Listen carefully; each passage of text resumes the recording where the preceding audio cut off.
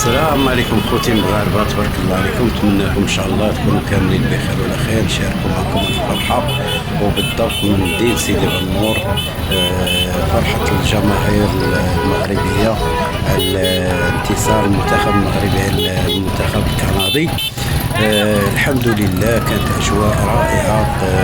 كان واحد الاحتفال جد رائع في مدينة سيدي بنور، ونبغيكم اخوتي تبارطاجيو باش نحفزوا اللعابه ان شاء الله باش يربحوا المنتخب الفرنسي اللي غتكون عندهم واحد المقابله صعيبه امام المنتخب الفرنسي اللي كما كنعرفوا المنتخب الفرنسي قوي من ناحيه الهجوم للاجنحه لوسط الميدان للدفاع لهذه.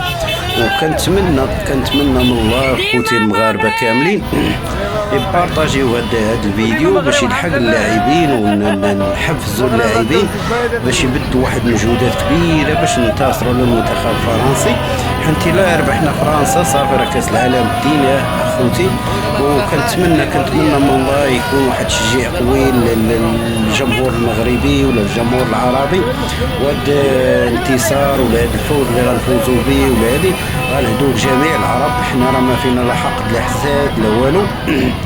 وبالخصوص الجيران ديالنا حتى هما غنهدوا لهم هذا الانتصار وهذا الفرح اللي غنقتسموا مع جميع خوتنا العرب وخوتنا المسلمين.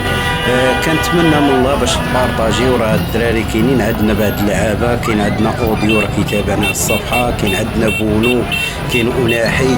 بغيكم ان شاء الله كل شيء تبارطاجيو باش يوصل للماكسيموم ان شاء الله. وتبارك الله عليكم خوتي.